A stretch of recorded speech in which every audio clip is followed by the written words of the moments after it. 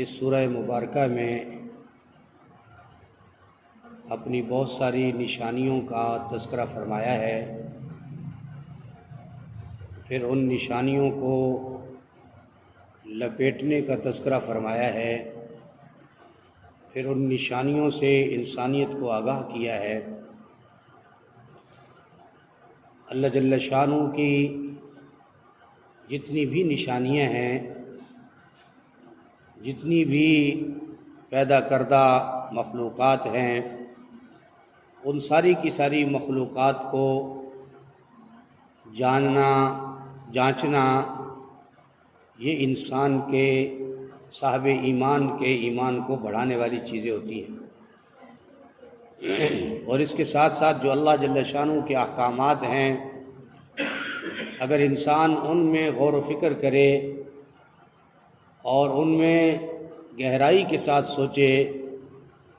تو انسان کو بڑی جلدی جو ہے وہ راستہ مل جاتا ہے اور انسان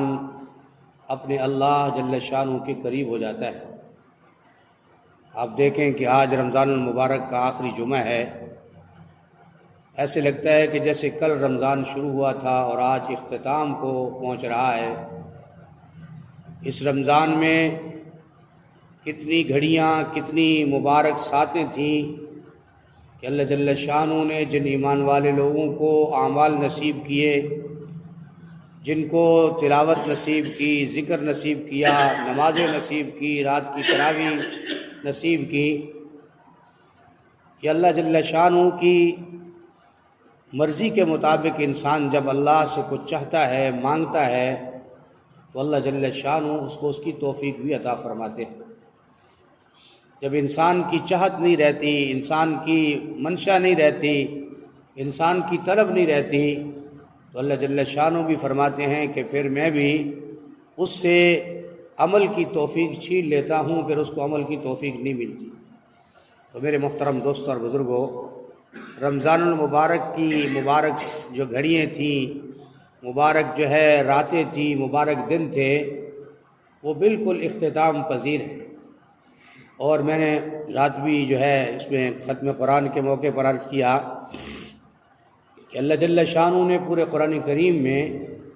ایمان والے لوگوں کو اس بات سے آگاہ کیا ہے اور دنیا بھر کے انسانوں کو آگاہ کیا ہے کہ میں نے جو کچھ تمہارے لیے آخرت میں تیار کیا ہے، موت کے بعد کی زندگی میں تمہیں عطا کرنے والا ہوں، وہ کچھ ہے جو تمہیں میں نے تمہارے اعمال کی جزا پر عطا کرنا ہے، تمہارے اعمال کی جزا پر عطا کرنا ہے جو تم اعمال کر کے آتے ہو۔ تو اس لیے انسان عقل مند وہ ہے، ہوشیار وہ ہے، اور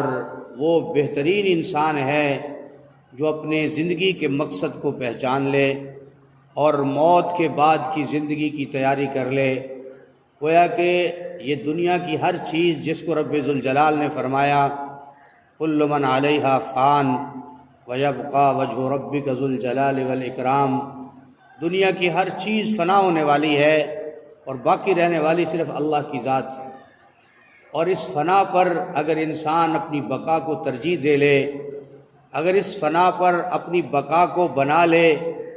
تو اللہ جل شانہ اس کو اس کی بہترین قیمت عطا فرمائیں گے، بہترین بدلہ عطا فرمائیں گے، بہترین ان نیکیوں کا اس انسان کو اس انداز میں بدلہ دیں گے کہ انسان اس کا تصور بھی نہیں کر سکتا۔ تو میں نے عرض کیا کہ رمضان المبارک ہے، پھر اس کے اندر قرآن کریم کی تلاوت ہے۔ قرآن کریم کو بھی اللہ نے جو عظمت و شرف نصیب فرمایا ہے وہ کسی اور کتاب کو حاصل نہیں ہوا۔ الف لام میم ذالک الکتاب لا ریب فیہ، اس کتاب کے شروع میں فرما دیا، اور پھر مختلف مقامات پر فرمایا قرآن قاف والقرآن المجید، فرمایا قرآن کو اللہ نے قرآن مجید جو ہے کہا ہے، عظمت والی کتاب، شرافت والی کتاب یہ فرمایا ہے۔ اور پھر یہ قرآن کریم جو ہے فرمایا کہ ایسی عظمت والی کتاب ہے۔ میں حدیث مبارکہ میں آج پڑھ رہا تھا کہ وہ گھر جس گھر میں فرمایا کہ کتاب اللہ کی تلاوت نہیں ہوتی، وہ گھر ویران گھروں کی طرح ہوتا ہے، وہ گھر ویران گھروں کی طرح ہے جس گھر میں قرآن کریم کو عظمت کے جو ہے عظمت جانتے ہوئے، قدر جانتے ہوئے اس کو اونچا رکھا جائے، ہر روز اس کو پڑھا جائے، اس کی تلاوت کی جائے۔ حدیث مبارکہ میں آتا ہے، ایمان والے لوگوں تم اپنی آنکھوں کو بھی عبادت کا حصہ دیا کرو۔ صحابہ نے پوچھا یا رسول اللہ وہ کیسے دیں گے؟ فرمایا قرآن کریم کی زیارت کیا کرو، قرآن کریم کو دیکھ کے پڑھا کرو، قرآن کریم کے عجائبات میں، اس کے قصوں میں غور و فکر کیا کرو۔ بلکہ علماء نے لکھا ہے کہ جب قرآن کریم پڑھتے پڑھتے تھک جاؤ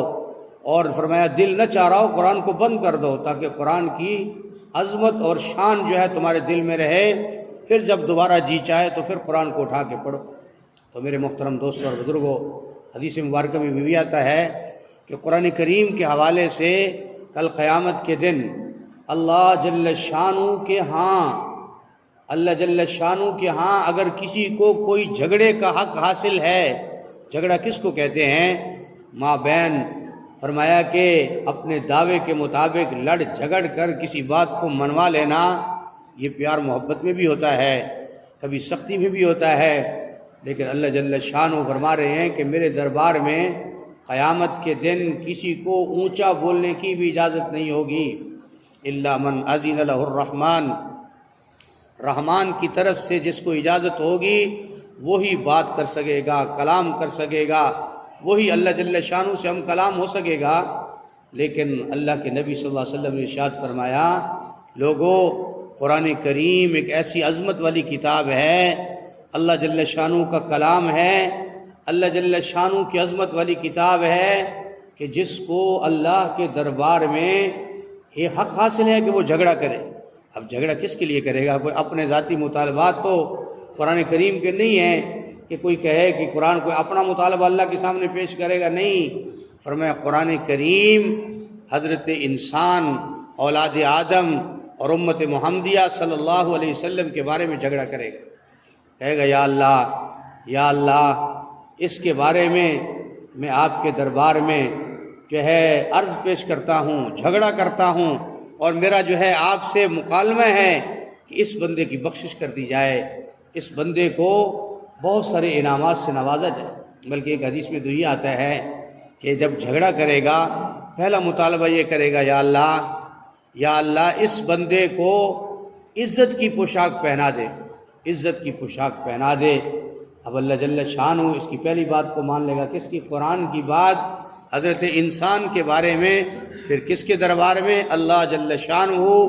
جو اس دن اپنی عظمت کے ساتھ، جلال کے ساتھ اپنے جو ہے عرش پر ہوگا، ساری کائنات کے انسان پریشانی کے عالم میں ہوں گے۔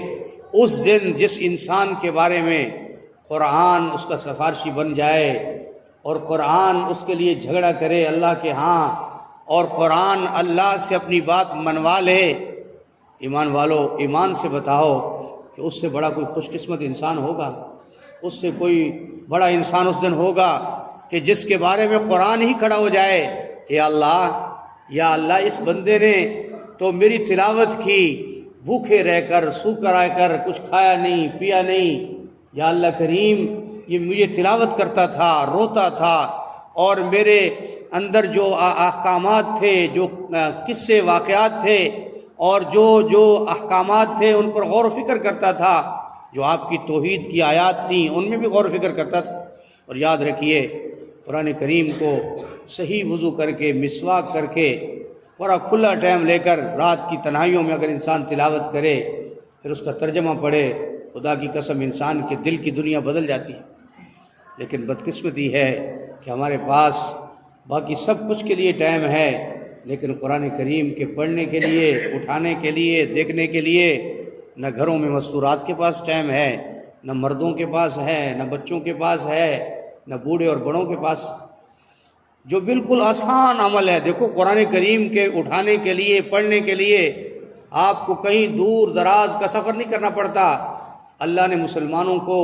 تو اپنے ملکوں میں جگہ جگہ مساجد دی ہیں، اس میں خوبصورت الماریوں میں رکھے قرآن کریم ہیں۔ شرط یہ ہے کہ ذرا اپنے من کو ٹھیک کر کے